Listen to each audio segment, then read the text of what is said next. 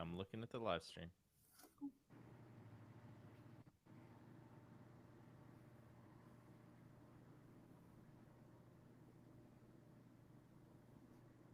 Yeah. There All it right. is. Coming up good. You know what's funny? There should be a whole like gag reel of like the first 5 seconds of every live stream, and it's just everybody being like, "Are we live? Are we live?" Making funny faces, trying to be like, Yeah. "Is that we good? We Every good?" damn time. Yeah, every time, every Every time. damn time. Without Yep. fail. Hmm. Where I was just kind of like, and sometimes it's not, and then it gets really awkward, and it's like, well, and we're Right. just jumping back and forth, Yeah, then we got to trying to take figure back. things out. Hmm. Yeah. Technology. Well, um, so yeah, the way we generally kind of approach these things is, it's the Jimmy Church, right? I'm just gonna call out one of the greats. The Jimmy Church kind of approach things. Wherever we start, we start. Wherever we end. But we're friends the whole time. We're just hanging out on a couch on a Friday night, drinking beers in the living room and chatting. Like that's the vibe. That's what we're going for. And so, um, with that, for folks that are catching later episodes, once this is polished and the ums and the ahs and the audio is a little bit more refined, that introduction gets added later based off of. Sorry, something fell in the background. I'm gonna blame a cat, even though it was me.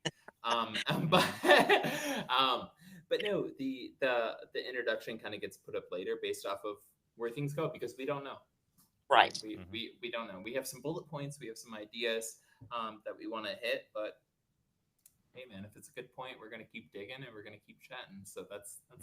that's the point here, right? So Yeah. so Melinda, you called in to a recent episode of Beer, Booze, and Boogeyman, and you completely floored us immediately. You completely floored us, and I feel like we were all pretty open and honest about that off the Right. bat, where we were like, "Holy shit, we didn't expect this." Right. Yep. We need an episode to prepare and chat and go through things with you, and you're like, "You got 15 minutes," and we were like, "Ah, shit." And What like, questions do we have? Don't even yeah, know. yeah, and so Joey and I we snagged you as quick as possible, and we Right. were like, "Girl, we meant that when we said it. We want to have that Hmm. conversation with you," and so that's what it is. But um, in the conversation you dropped some of the dimes you dropped on us, right? Uh, was that going on 50 years, right? 50 years of mediumship, of psychic investigation, of psychic work, of connection to Hmm. realms and modes of perception that I would say are outside of Newton's wheelhouse. Let's put it that way, right? Hmm. If we got to simplify it real quick, right? And and that's something that stood out to us immediately. And I joke about this. I joked about this with everybody coming up, and it's a half joke, but it's the truth. I don't care if somebody says they hopscotch for 50 years, right? It don't matter what the heck it is. That level of dedication to me is the most fascinating thing Hmm.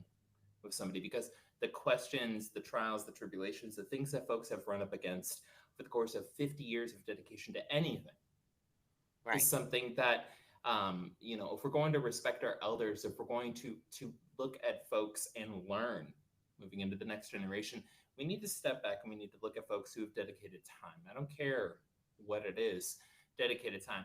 It just so happens you've been doing it in a direction that we think is cool as hell.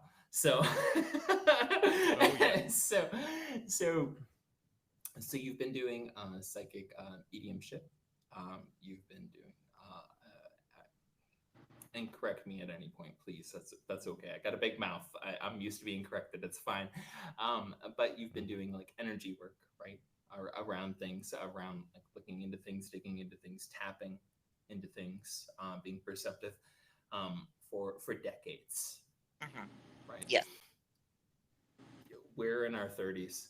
We're nowhere close, even if we tried to come in close to that. So we really wanted to have you on the show to teach us, to tell us, and to kind of explain how you've gotten into things. But my long ass overwinded introduction aside, if you would please introduce yourself, give the audience your name, tell everybody a little bit about yourself. I think that'd be fantastic.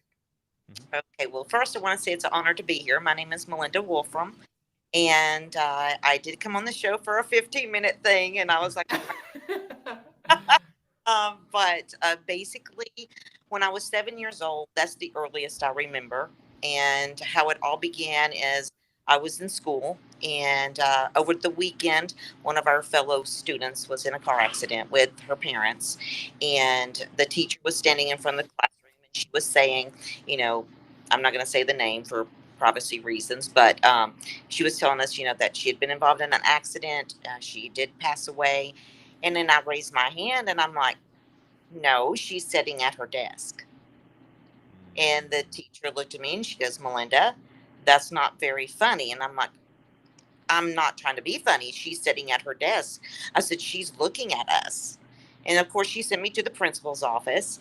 And of course, she came with me. And I was like, I'm telling you, she's standing here. And then, it went into the parents found out that I was saying that. So they reached out, wanting to talk with me.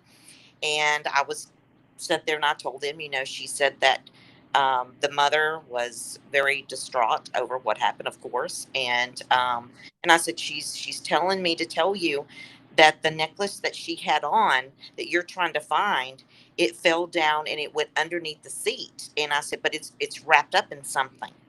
So she went back to the car, where they had towed it to. And they had been looking for this necklace for like a week. And it was underneath the seat. And so her mom was like, there's no way. And I described what the necklace looked like. I said it was a unicorn. And I said on the top of the unicorn, I said it had something pink.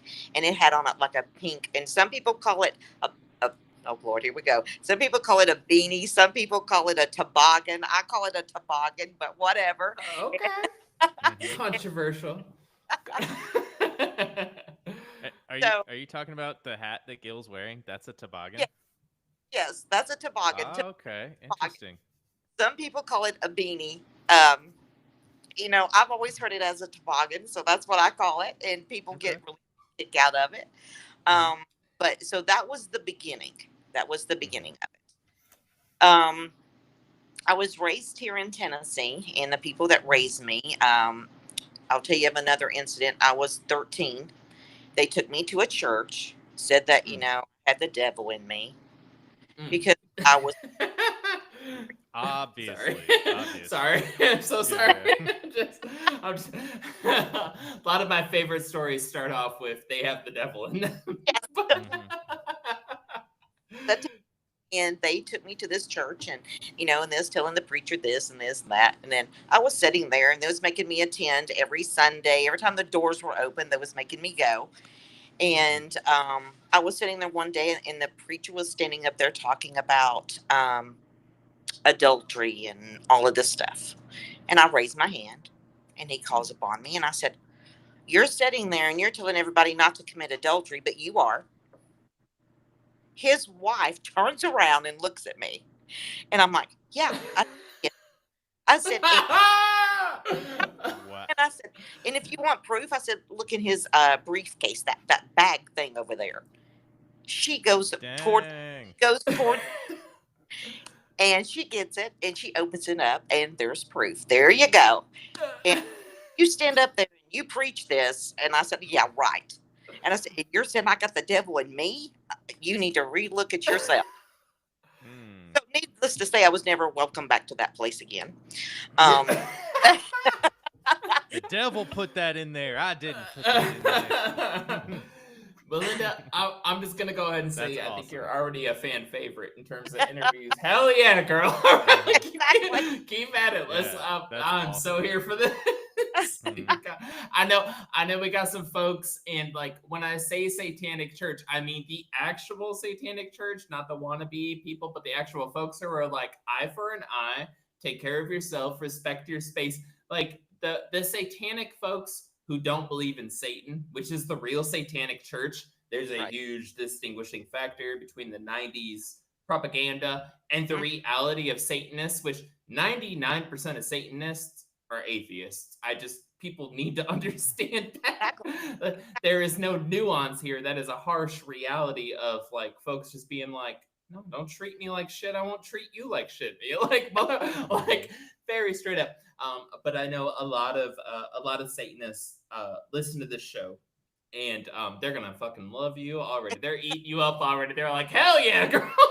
I was Like, I was just like, you don't sit here and preach to me, and then you're doing it, And mm, I Yeah. did. there we go. I think you need to go reread your Bible. Mm-hmm.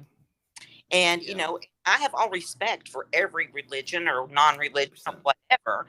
But, that's what happened to me. And then as I got older and I met my first husband, we got married. We were married for 25 years, had 2 kids. He passed away. And he stood beside of me with it the whole time. He's like, I truly believe in what you do. He says, and if somebody don't, well, then they're going to have to come through me. So when he passed Ooh. away, that was a big turning point because I was helping everybody. And then when he passed, I couldn't see him. And so I lost my shit over that. And I was like, Yeah. why see everybody else and I can't see him? And we got married when we were 18. And so we were together, a long time. And so finally, I figured out it was because of my grieving. I was so, I ended up having broken heart syndrome. The doctor told me if I Mm. didn't get out of it, I was going to die myself. Ooh. So, Yeah. so finally, when I said, okay, I've got to straighten up, I've got to move forward, I've got to push on, then I seen him. And I was like, it's about damn time. Yeah. You're like, where have you been? Come on. Just like pointing over to your trash can that's overflowing. Like, excuse me, you need to get on that. So, Oh, and then, that happened and he passed away in 2011. okay. And so then that's when I really started diving into trying to help other people, because I was trying to keep it on the downside for most of my life because of what I experienced. And a lot of people would look at me and, tell me they didn't want to be my friend. They didn't want this. And finally, I figured out I don't really care. I really don't care. If you don't like what I do, you Oh can go fly a kite. You can do whatever you want. yeah. Off a cliff, whatever turns you on. Yeah. So basically, then I started looking, and working toward, like I said, connecting people to their loved ones, going through and helping with families that's got missing loved ones. I work with law enforcement on missing and murdered cases. So, I've just dedicated this whole time of my life to try to help and see, I'm not going to let nobody stop me from being who I am just because Hell yeah. you may not believe in what I do, or you may Hell yeah. think I'm a witch or a devil or whatever. Um, just go on. Just Yeah. recently, 2 days ago, Mm-hmm. I Mm. was told I was a witch. And I turned Mm. around and I smiled. I said, well, if you think I'm a witch, then you better watch your ass. Hmm. That's exactly what I Can had we to clip that? Can somebody say. clip that? That is great. I'm so here for that. God damn. That's awesome. I know my mom is watching at home and she's like, yes, girl. Yes. Like, fuck yes. No, no, what you're talking about, I'm not sure how many folks can fully connect to this. I hope the folks that it connects to, it connects to. There is a large demographic of folks who veer on the spiritual side, right? If we want to go with safe words, I'm always more on the brash side of things, where it's like, if you're a witch, you're a witch. Say you're a witch. That's okay. Let's be bold about this shit, all right? Like, ladies Like, did not Mm-hmm. die at the stake because they were saying, I'm just spiritual. No, no, no. They were holding no, that shit down. I'm a huge fan of just being like, let's be brash, let's be honest, let's push it. And there's a very real reality, and you're coming from Tennessee, right? mhm, So my family, they're coming from the Ohio side of things, right? And um you know uh it Closer to Salem. is no Yep. it's no joke. Like, Yeah. it is no joke when it comes to the very real stigma that exists, and how it can affect your career, how exactly. it can affect you moving ahead, how it Mm-hmm. can, and I don't mean this like heartedly at all, but it'll bankrupt you. It'll fuck you up Exactly. if you Yes. come out Mm-hmm. openly and you say, "Hey, I don't believe in Jesus." Like, that shit will fuck you up, Yes. right? Or if I believe in Jesus, but, like, just that but, like, Mm-hmm. it there's a handful of states where it's kind of maybe not a problem, maybe. Right. But when we speak in terms of religious liberties and freedoms, it ain't here, y'all. I'm sorry. I'm really Yeah. I hate to break it to you, but but believing in Jesus with different skin tones does not mean religious freedoms, okay? And Yeah. it's great that that is becoming a thing, but the harsh reality is on the spiritual front, on the pagan front, right? Let's put it that way. Right. Um, I watched my family suffer under religious persecution. Hmm. Let me put it that way. Let me be very honest, where it fucks with people psychologically for the rest of their life, and it Exactly. sucks. It Exactly. really sucks. We want to pretend that we've moved on and that everything is past. And I'm speaking. Any longtime listeners of the show know I'm an atheist most of the time and agnostic on a good day. And like, that's not even my belief. I just have a fucking problem with people not being able to feel the way that they Right. feel. Like, what the literal Mm-hmm. fuck? Like, Right. Exactly. and I know Yeah. Joey's with that kick too. But Yes. yeah. Well, Yep. I was living in Arizona and they're more open and but I was there and I was working out of this one store and I was doing readings and healings and all of this and I came out and this lady was I think she just stood there so she could attack me when I came out.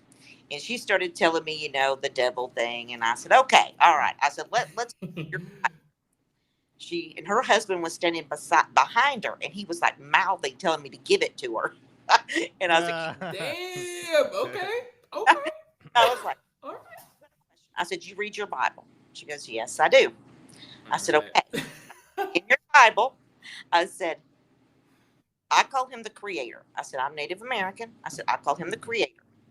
I said, "You call him God or Jesus or whatever you could prefer to call him." I said, "But in the Bible, did it not say that when Jesus died, he came back?" And I said, "He went to his apostles." She goes, "Yes." I said, "Well, do you think he was standing there in full fledged, um, his full body?" I said, "No, that was his spirit." I said, "So if you're calling me a witch or a devil or whatever," I said, "Well, is his apostles, are they a witch? They were seeing spirit just like I do." Yeah. I said, Mm-hmm. "So explain that." And she stood there. She goes, "I have no answer for that." I said, "Well, then shut your damn mouth." and So, and That's awesome. these things run That's deep. amazing. These things run deep Yeah. across the board, where it's just like the amount of hypocrisy right. across the board is yeah, that's a whole series into and of itself. Ex- Yeah. Yeah. But gotta throw these out. Gotta throw these out before we forget, because I can tell already this is going to be a conversation where it's just going to flow very naturally, very organically.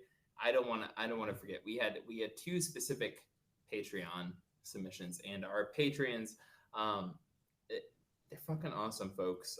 Anybody that's listening to this now, um, here's the deal with our Patreon. Sorry if we have to handle some administrative stuff on the on the front end You here, right but ahead. we complained to you about this ahead of time. But the deal is trying to fit things to a 9 by 16, a 16 by 9, a 1 minute long to a 1.5 minute long to it. You can add a hashtag, but you can't add a link. But add the link over here. But add the caption of it. It is such a pain in the ass, and it wastes so much time every week. And every time we try to make a move and we try to do something, we try to make content for our listeners to get word out to folks. We are really trying to push folks over to Patreon, specifically the free tier. We've always sucked at being capitalists. We're going to continue suck at being capitalists. That's not the point in this world. Competition is not the fucking point. But the point is, we want an easy way to contact y'all and to share the awesome shit that we're trying to do, or at least shit that we think is awesome. And a couple folks who are early adopters would be Paranormal Girl podcast, so Kristen, right, and Jaden. And you kind of hit at Jaden's question a little bit earlier, but I want to push Jaden's question a little bit farther. So Jaden asked specifically over on Patreon when we announced that we'd be doing an interview with you. She asked, maybe ask how she got into this career. Now, we have the story of how you came to realize that there was a there, right? That there's something going on there that other Right. folks aren't seeing. But eventually, this does kind of spiral, right, or develop into an actual career, an actual thing, an identity past just being a middle school or elementary school kid where Right. it's just kind of like, I know where the necklace is at. Like, you Exactly. know, it blooms. It blooms. And I feel like that's the spirit of Jaden's question, right? So how did it go from I think I've got a knack to you are actively helping law enforcement on active missing persons cases? Where was that moment at? So what happened? It happened in Arizona, and Okay. I had family that there was a little girl that come up missing, and she was 7, and they had been looking for her and all of this, and then the family reached out to me and said, you know, we don't actually believe in what you do, but we're trying everything. And I said, that's perfectly fine. You don't have to believe in what I do. I said, but yes, I'm here to help you. And so I went to the area that she was, because what I usually have to have is a picture, preferably if I'm going to go to the site of where she was last seen. That's the perfect. But if not, then they can mail me something that belonged to that person, whoever's missing. So anyway, I went to the site and I started walking it, and I'm like, okay, she turned down this road, and we went through the whole steps, and we got to a certain point, and I just abruptly stopped, and I said, she's here, and they're like, where? And I'm like, she's here. I said, so we got to call law enforcement. So they called, the detective that'd been working on the case, and he's looking at me like, you're crazy. And I'm just like, she's in that water. I said, you just need to get divers. He says, we have done dive there. I said, well, then you need to dive again. I said, because her body is there. And I said, when you pull her up, she's going to look like she has just fell in. And they're like, well, did she drown? I said, no, she was already deceased. She was just put there. And I said, and there's something holding her underneath something. And I said, I don't know what these somethings are. I can just tell you there's something holding her down. So then they went and they got the dive team and they started diving. Hour later, one of the dive members says, we found something. And so then they started moving like brush out, like tree trunks. And that's what I was seeing. She was under something. And then they brought her out. And the first thing the officer said when they brought her to surface was she looked like she just fell in. Mm. So that's when it all really started. I started saying, I can help people. Hopefully, we can find people that's alive. And it doesn't go to this tragedy that usually it ends up. But, there was, so then I did a case where A family reached out to me and they said law enforcement didn't believe in it. And I'm like, well, I'm used to that. And she goes, my daughter come up missing. And she said, she's been gone since yesterday. It's not like her. And I said, there's something about a ring underneath the table. And she looks at her other daughter and she goes, we found the ring she always wore underneath her coffee table. I said, well, there was a struggle. I said, it's somebody she knew. And I said, and then the next thing I'm seeing is I'm seeing a road that had the word stone in it. I said, I see a green sign. I said, I don't see the whole name, but it has the word stone at the end. I said, it's a dead end. And I said, and she is still alive. I said, but she won't be for long. And she's like, oh my God. So we got on the map. We started looking for any roads in the area that had stone in it.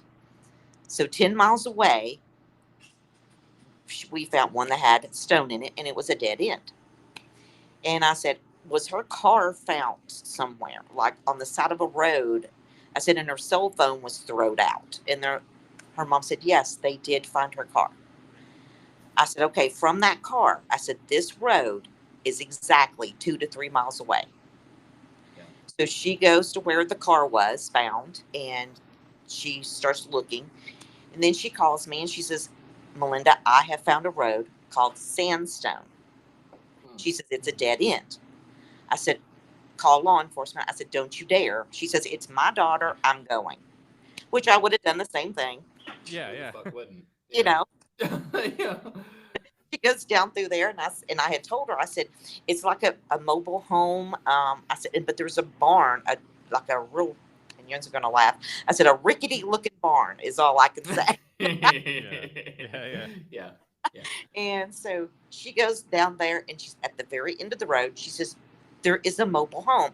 There is a barn. I said, she's that barn. I said, do not go in there. She goes, going. She goes in there. She finds her daughter. Her daughter is alive, barely. We call, of course, we call law enforcement and ambulance, and she lives. They were arrested. Yeah. So that's the ones that, to me, any form of closure is what I'm there to help to do. Yeah. So, wow, that's amazing, honestly. Yeah. So I hear you on all that, and I want to get into all that. But the original question around things was how you got into things. And in the first story was you were already at a situation where you were able to contact the detective and they were able to call you crazy. And you were able to, you know what I'm saying? So I guess what I would like to and maybe I'm greedy on this. That's okay. That's okay. Because it's our podcast, so not yours, not you, Melinda. But I'm just saying other folks in the world, right? Yeah. But you were already at a situation where you were involved with and had law enforcement on speed dial. Right. How the hell did you get there?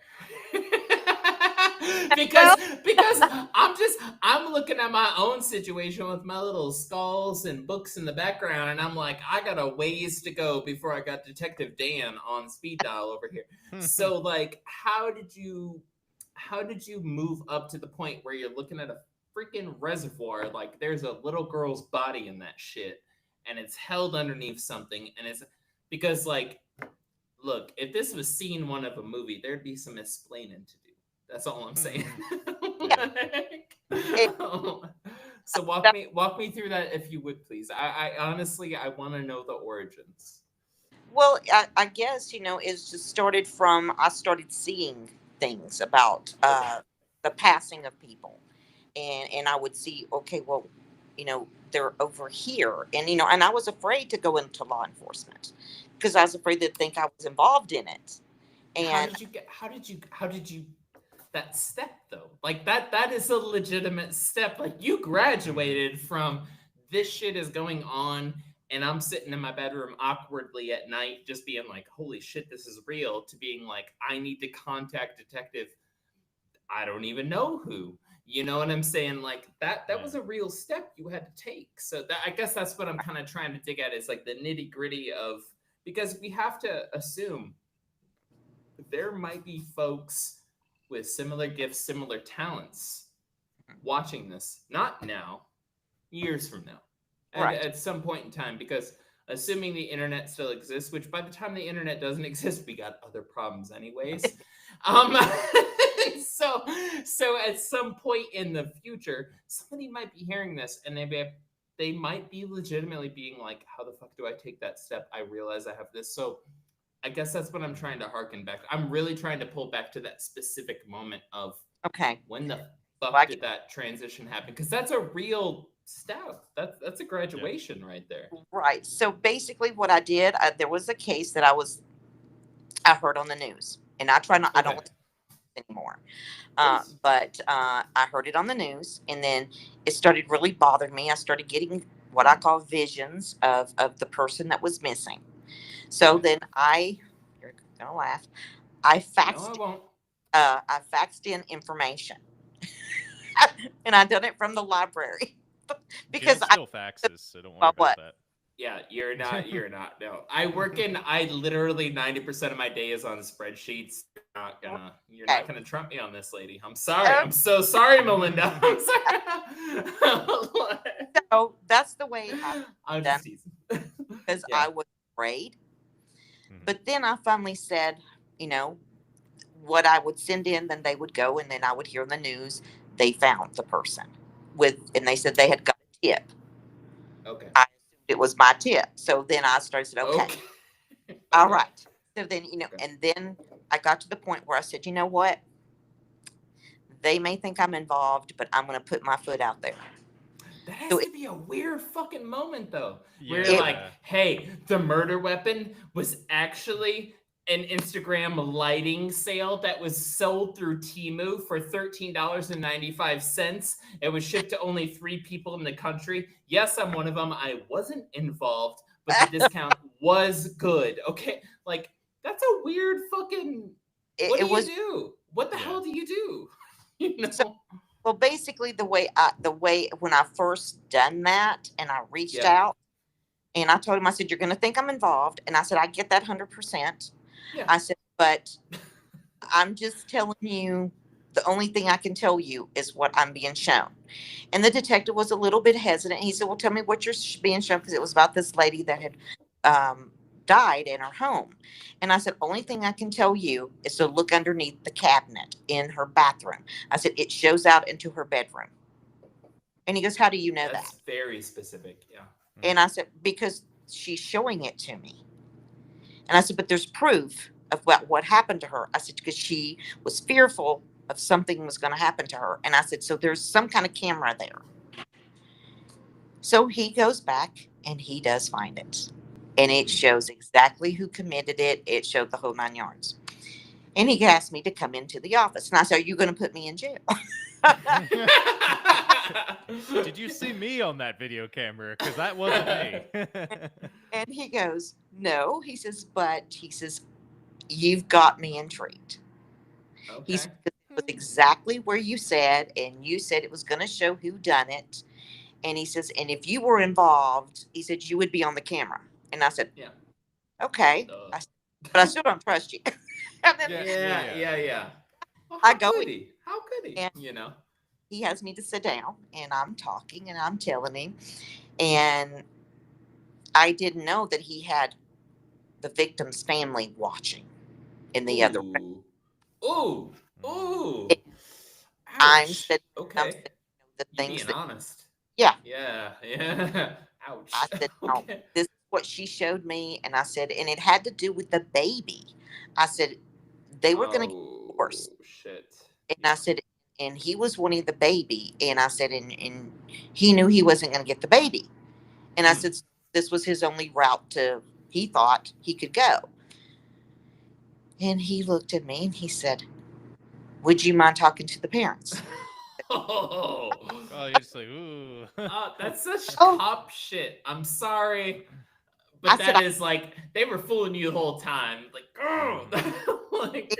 I did. The parents come in, sat down. I talked to them, and I told them. Yeah. And the mother was like, there's no way she would have known this stuff. Ooh. Yeah. And that was my first foot in the door of a detective believing in me. So you went from to kind of backtrack, kind of spark note summarize this.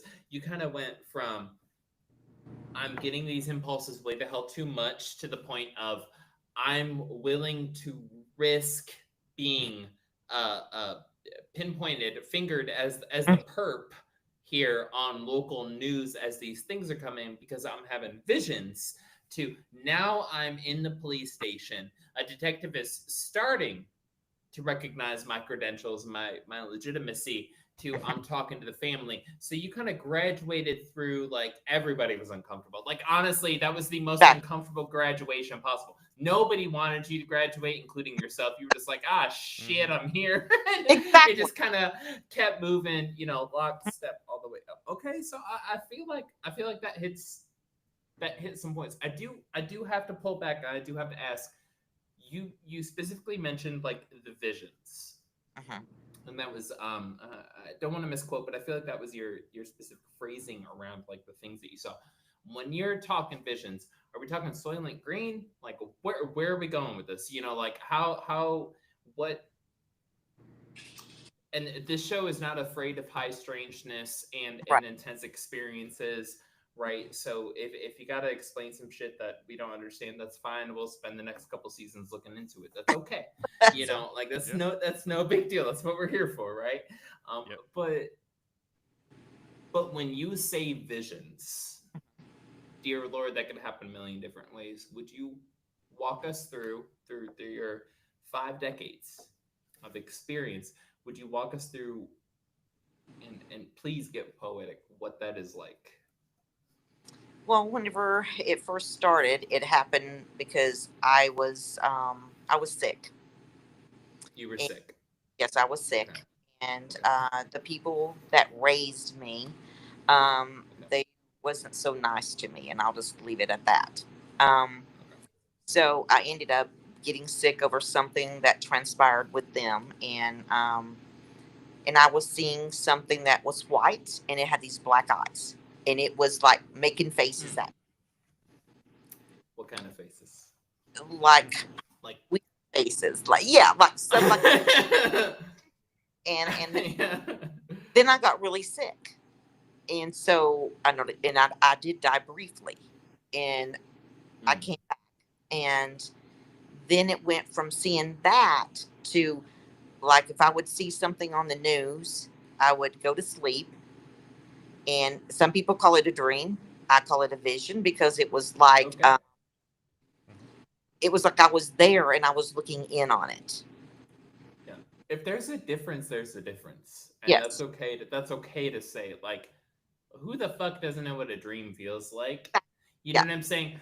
But you Mhm. also know like there's different layers. Like there's different to simplify. There's different flavors of dreams. You know what I'm saying? Like there's different ones. And so if it's like a hey, it's this that's totally legit. Yeah. I didn't know if you were on the ground like seizing, foaming no, at the mouth, and then no, you just come up and you're like 13, 27, 43, and it's like Minnesota's Powerball numbers are 13, 47, 23. And it's like Yeah. she's got the gift. Like I don't like my imagination can run wild from my plebe point of view, right, around these things. So like right, right, so these things are hitting you in the typical area that you would call a dreamscape. Like it would be like I fall asleep, any type of sight that happens after you fall asleep is considered a dream, right? right. Big Yeah. air quotes on that. Okay, gotcha.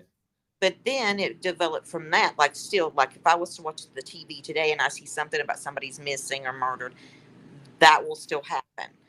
But Okay. then it started going to if I get in an area where someone that maybe is missing and I don't know they're missing, but I Oh. up and then I'm like, there's something wrong with this area. So then I'll start trying to figure out what it is. And then that will bring the spirit to me. And then they start telling me stuff. And then I'm like, okay, now what am I going to do with this?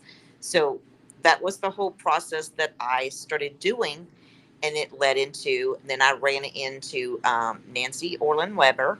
and she was a psychic detective, and we started talking. I've been mentored by her, and she is an amazing, amazing woman. And she was like, "Girl," she said, "you do what I do." Yes. Okay. So she mentored me to get me to understand a lot of things that I wasn't understanding. And um, so it just turned into, this is my life. This is what I do. And I wouldn't trade it for nothing. Hmm. Oh That's yeah. awesome. There's So a question I have too, and kind of going along with what you were talking about, like the idea that you've been mentored by someone too. Are they also mentoring you on like how to, like say you're like on vacation, right? And you're just sitting there, you're on the beach and you're having like a margarita, you're just sitting there, man, this is so nice, this is so nice. And you're just like, not again. Come on, like I'm on vacation. You're just like, come on.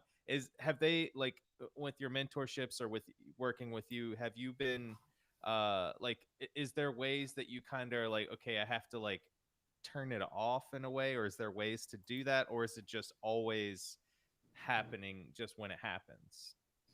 you can turn it off. And, Mm-hmm. and I did that once.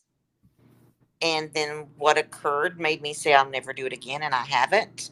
And it was because of, I had turned it off. I was starting to turn it off when I would go to sleep. Mm-hmm. And I would go through this, what I call a ritual, that I turn it off. And when I woke the next morning and I turned it back on, there was a little girl standing there crying. And Oh. she says, "I've been waiting for you." And that absolutely broke my heart. So I Yeah. turn myself off. Some do. I won't, because of that right there. I just couldn't do it no more. No. Yeah, it's We a gotta. hefty thing to wake up to. Yes. We have Yeah. a we have a technical difficulty, and by that I mean I fucked up. And so anybody that's watching YouTube right now, stick with us. Hold in there. We're gonna be gone for about 30, 40 seconds. We're gonna pop back, and you're actually gonna be able to hear me. So just a heads up on that. We're gonna be right back, y'all. Hmm. I need to switch over my microphone because apparently my shit got fucked up at some point Lord. in Yeah, I heard your microphone after a little bit, and I was just like, that doesn't sound like normal Gil. Um,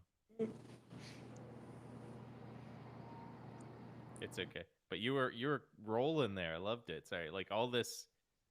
It's so What about interesting. now? Is it better? Oh my god, it's so Yeah. much louder. There it is. Yeah. Okay. All right, we're going back to the live stream.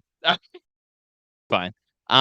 It's better to have it partial than the whole goddamn time. Yep. Hmm. We I'm so sorry about that. I just got a private message from Joey where he's like, "Please check your fucking microphone." I was like, "Oh god." I was like, "Oh shit. I fucked up." That's the problem when if you're in charge of like handling tech, you just worry about everybody else's, but then you ignore your own. And Yep. goddamn, isn't that a good metaphor for the rest of the world? Hmm. It's like Yeah, that I preacher. would I Um, would have heard it sooner, but my headphones are down low, so they don't back into the microphone. Because like sometimes yeah. the way these microphones are like so sensitive that they'll catch like any. I even have like just my in earphones, and it catches these things in there. So All right. yeah, much better. Cool. I think we're back live, and I think people can hear me again, which is a shame for them, but a benefit for me. All right. So okay, so we dug into a little bit of like what the graduation process looked like, moving up through from she's sitting in the classroom here with us, to it's tangled up underneath the seat, to like getting to the point where you're able to have a detective on speed dial and Hmm. tell them like, hey, you need to get divers back out there. I Right. don't care if you've had them out there before. They need to go back out there, and this is the type of complications and things that they're going to see. So we've got through that. Let's see if we got a question. So you kind of talked about this a little bit when you talked about that road or that street with stone in Mhm. the name. But another Patreon question that we had in that I absolutely love that came in from Kristen. And they said, I'm gonna quote them straight, which is no specific question, but can you ask her if there are any other cases of missing people or kidnapped people that she worked on with police that she can tell you about in detail? So I guess the challenge to you, because again, you've been doing this for decades. Mhm. Um, what are the cases that you can kind of break down to us where you're like, I'm allowed to disclose as much as possible Yeah. from There from was one. from from start to finish? Okay. Go for it. So there was a case where there was three people missing, and the family first reached out first and said, we have two of our family members missing. The third person that's with them is the boyfriend, and they're like, they just disappeared. Can you help us? And I said, well, send me pictures. So she did, and the whole time law enforcement was aware that they were doing this. And because that was one of the things I said, you need to let law enforcement know you've asked me to work on this. And so they sent me the pictures, and I'm like, well, oh my God. I said these two. I said this female and this male. They're deceased. I said I'm just gonna point blank to. I said, and the person that done it is the third person. And she's like, what? And I'm like, yeah. I said, but I said, there's more to the story than what you're even mentioning. I said, I see blood everywhere. And she goes, go ahead. And I said, it's in a home. I said, I feel it's the older gentleman's home. And I said, there's blood everywhere. She says, and you're getting this just from their picture. And I said, yeah. Well, the detective was listening. And he goes, we need to talk. And I said, okay. I said, let's talk. And he goes, so what do you think? What do you think happened? And I said, well, it's not what I think. I said, it's what I know from what I'm being shown. And I said, because when you said what I think, I said, then that means it's coming from my head. I said, it's not coming from my head. It's coming from the victims. And I said, and this girl, and I said, is that her uncle, the older guy? I said, because she keeps calling him uncle. And the mother was like, she did call him uncle. I said, now, I would have not have known that. I said, but they are, and I said, this is just totally, I don't understand it. I said, but I keep hearing Mexico. I said, not Mexico like the country. I said, it's New Mexico. And I said, and what is it about these dogs? I said, there's two dogs I keep seeing running around, and they're on a leash. And the detective goes, the two dogs were found in New Mexico in a park. They were on a leash, and it was her dogs. I said, okay. I said, but they're not in New Mexico. He goes, then where are they? And I said, they're in Pennsylvania. He goes, Pennsylvania?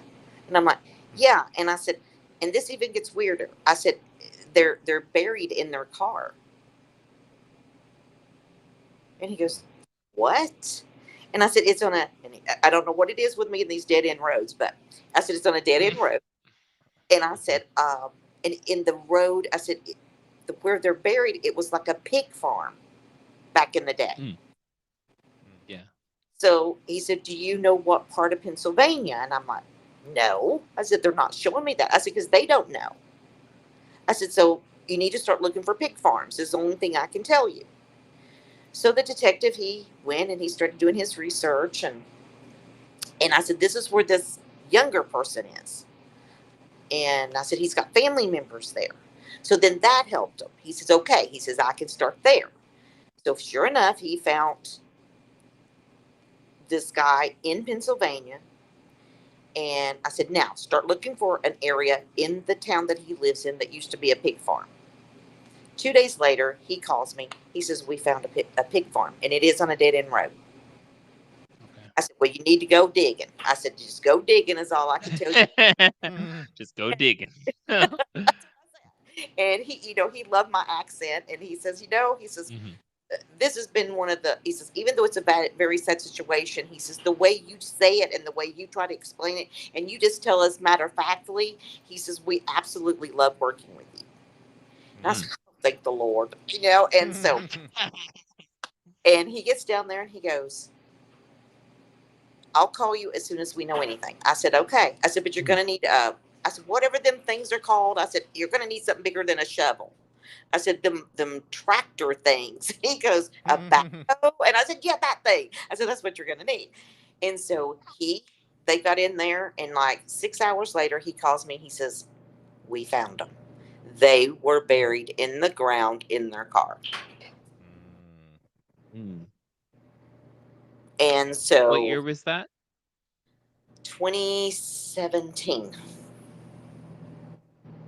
Gotcha. Yeah, 2017. So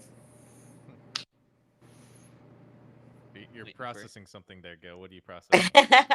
I'm processing. I've been bogarting the mic all night. I don't want to take all the questions and stuff. So I'm trying to give a polite full pause to you, Joey. Trying to give Well, you space to it's hop in. honestly so the way you just the question you just asked is one of the questions I had, was what your process was for going through this, because I know that, and you talked about it, like you need the picture and to get the face of the person. So obviously when the person is the person is visiting you, you can be like, that's that person that I need to talk to. Have exactly. you ever had where it's like, and I don't, not knowing your process completely super well, have you ever had two, basically like two people at the same time, two spirits at the same time come to you, and you're just like, wait a second, hold on, one at a time? Or like, does it ever, would I say, like the noise of it in a way get like too much, or where you have to focus, or is that something that you like consistently work on, or is that something like that's taught, that your mentor is working through with you, or anything like that? It can become overwhelming because I've had like 4 spirits at one time, and Oh, and okay. I'm just like, okay, line up, line up. I'm Put like, like I a little velvet ropes in there. You're next. Give them and some numbers. my kids are Trying to adults, get a deposit from the bank. Like you're just like. but my kids, they always got a kick out of me because they would know whenever I'd say, okay, everybody, line up, shut up, and one at a time, because it overwhelming. and Mhm. and Mhm. so now it's almost like spirit knows, especially if it's something like that and there's several in the room with me. They know one at a time, because it does become overwhelming. I really have a hard time going to Walmart or somewhere like there, because spirits do come to me there, and it's mostly like, my mom's here, I want you to go tell her this, and I'm like, I can't do that. They'll think I'm a lunatic, or who knows. Yeah. um so it's very hard whenever I have to go to the grocery store.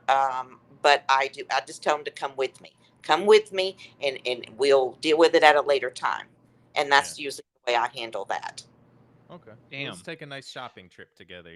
We'll just come Exactly. enjoy. Yeah, come enjoy the day. Like, you don't have any. To be fair, like you're not really doing anything right now. Come on, like come with me. Like, Exactly, yes. yeah. So there's a yeah. So like the psychic world, to very much generalize, the psychic world is you're always on the clock, Yes, I you know, choose. and yeah, like you're always on the clock. Uh-huh. You ain't come on, you ain't got a choice. You're always on the clock. Exactly. I know folks of your ilk. You're always on the clock. You're like I say that with love and respect. But I know. it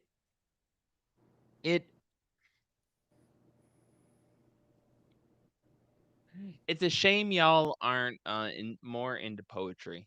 That's all I'm gonna say, because I feel like I grew up hearing a lot of psychics speak, a lot of spiritualists speak about their experiences and try to explain it to common folks, and it is a different situation. It's a different existence, a different reality. I don't feel like it's impossible to communicate, but I feel like there hasn't been a lot of folks trying to Right. bridge that gap and communicate those things. And for the folks who are psychic, y'all are fucking exhausted. All right. Y'all are. And I don't know if anybody else has tried to talk to somebody that they love when they're really fucking exhausted, but words don't come out great. No. All right, it doesn't matter who the fuck you are. It's just not a good when you wake up in the morning and you're not a morning person, not a good time to tell somebody you love them. All right, and and that's the same for psychic folks. It's just like, look, y'all are on the clock 24/7. Guess what? When you go to sleep at 9, 10, 11, 12 o'clock, 3 in the morning, whenever the hell it is, and it's like, hey, I have a problem. Hey, wake up. I was murdered in the middle of a lake last night. Please come help me. I was raped. It's like that, and then your day job. Exactly. Like, that's the truth, like for folks that are in the psychic world. And I've always appreciated, and I've always respect that. I'm not just trying to ramble on forever with Right. that. I'm just trying to say that, like, there needs when are we gonna find the MLK of psychics? That's what I'm looking for. Like, Exactly. we need somebody to fucking step up with like this bravado and just fucking deliver the Exactly. medium communication literally.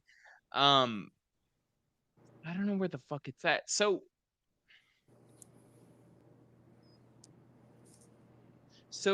you've worked a lot. You live in, and you currently kind of, I guess, for lack of a better term, you operate in Tennessee, right? Yes. Um, have you bounced around the country? Are there cases? And like we're getting into like the 2010s with some of these cases that Mhm. you've been referencing right here. So, are there cases recently around the country that you can kind of dip into? Have you traveled up to Alaska and just kind of like I imagine every time you take a vacation, you're like, ah, shit, I'm in another goddamn case. Like Yes. you're just popping up all around the country with things. So could you kind of walk us through some of these recent cases that you've experienced, Tennessee or wherever. Let's Okay. go to Tahiti. I don't know. So yeah, I've done some out of Hawaii. I have Okay, done shit. one. Okay. I've done one in Canada. I mean, it's just sporadic of wherever they come from. I've done a lot in Tennessee and Arizona, Yep. California, Colorado, Texas. Okay. So it's just been everywhere, really. Mm. Has it always correlated to like you were already in the area and then a ghost just kind of taps you on the ghost in a big air quote sense, kind of taps you on the shoulder while you're in line at a Kroger's or an Ingles or HEB or whatever store they got out there, Food Lion, Food Town. Let's Right. keep naming grocery stores, right? Somebody alive or unalive just taps you and they're like, "Hey, you got a minute?"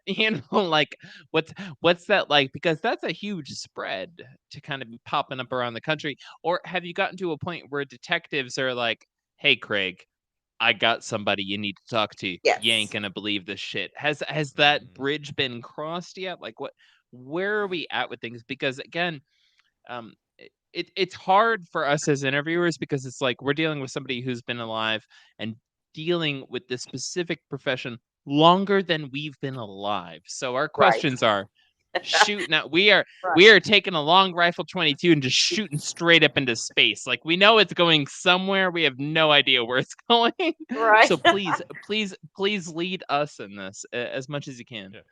Educate us. So Yeah. basically, like when I'm in a store, I mean, there's been a couple of times where someone that was missing came to me in a store. Most of the What's time, that like?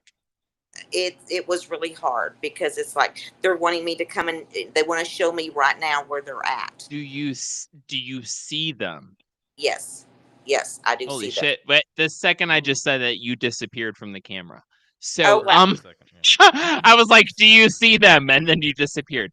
But like I'm saying, is it Sixth Sense style? Like it's intense. Like it's very like their body is clearly not, there's circulation not happening there, and the effects of Right. that. Yeah. What is that It's like? Please walk us through that. what I see is I can tell what color hair they have. I can tell their eye color. I usually see them from the waist up, and I can see Okay. through them. That's the way Okay. they appear to me. Have you? This is going on ADD, Joey. I love you, brother, for a wingman when I get ADD like this. Thank you, Yep. thank you. He's just Go like, ahead. God damn it. So I've always been open on the show about like I've done a shit ton of psychedelics and stuff in my life. It's been decades since I've done them. Um, but if you ever have, and I don't think that's a discrediting factor based off of the history of the entirety of humanity, FYI, you know, in terms of substances and psychedelics and drug use, like pick a culture, look into it, you'll be fine. The entirety of human history has always enjoyed these substances that reach us into another realm, right? Um, Something I've always loved about psychedelics, especially when you break through, is that you don't the common misconception is that you see things. That's not true. I stand by this 1,000%. I've done some high level psychedelics Hmm. all across the board, right? What happens when you do high level psychedelics, and I will stand by this till the day I die or to the day I disagree with myself. I'm fine with either. Um, Hmm. you have a very strong impression that something is present. You don't see it. Hmm. And that is the hardest thing to communicate when you're talking about hallucinations. You're not literally hallucinating, Right. you have the overwhelming suggestion that something is there. It's Hmm. like it is overwhelming that the wall is melting and turning into the, it Right. is overwhelming. And if you can learn to calm yourself down and accept it, fantastic. You're going to have a great time. I hope you have a great trip and you learn a lot of things, but the truth is that like it's a suggestion. It's not literal. Like Right. in movies and shit, they show it as like literal, like whoop, whoop, whoop, whoop, whoop, whoop, like kind of a thing. So when you say you see the hair color, when you say you see the body, you see the torso from the waist up, kind of a thing. Um,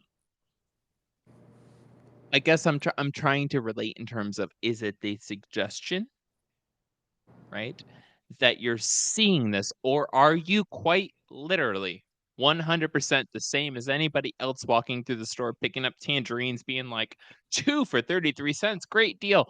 Like what what is the experience like? Because you have to understand, most folks hearing this have no clue what the hell you're talking about.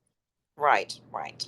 And I Yeah. get that because even my own Yeah. kids don't get it. And I'm Yeah. like, only thing I can tell you is that I see it. It's sort of like a mist. That's the way I try to Mm, explain it to my kids.